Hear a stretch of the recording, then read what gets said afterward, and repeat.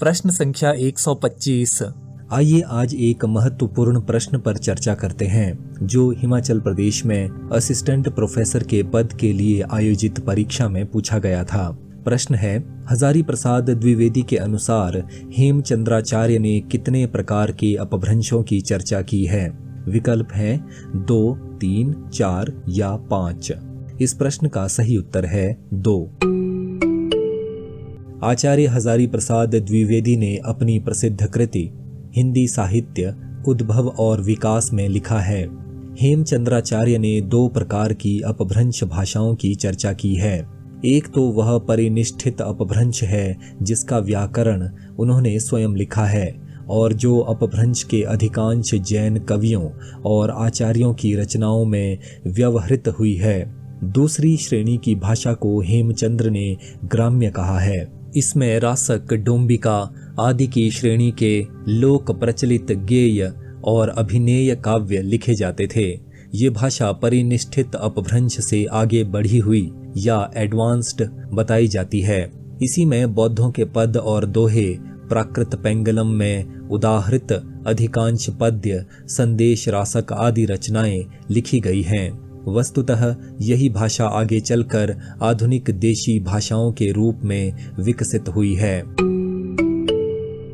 इसी कृति में द्विवेदी जी ने हेमचंद्राचार्य और उनके महत्व पर चर्चा करते हुए लिखा है, बहुत दिनों तक पंडितों को अपभ्रंश साहित्य की जानकारी बहुत कम थी। कम तो अब भी है, पर अब पहले की अपेक्षा इस भाषा का बहुत अधिक साहित्य हमारे पास है। सन 1877 ईस्वी में पिशेल ने हेमचंद्राचार्य के प्राकृत व्याकरण का सुसंपादित संस्करण निकाला था। हेमचंद्राचार्य जैन धर्म के महान आचार्य थे। वे अपने समय में कलिकाल सर्वज्ञ कहे जाते थे। इनके प्राकृत व्याकरण में अपभ्रंश की चर्चा है। अन्य प्राकृतों में व्याकरण के प्रयोगों का उदाहरण देते समय तो उन्होंने एक शब्द या एक वाक्यांश को पर्याप्त समझा है, पर अपभ्रंश के पदों का उदाहरण देते समय उन्होंने पूरे दोहे उद्धृत किए हैं। इससे इस भाषा के प्रति आचार्य की ममता सूचित होती है।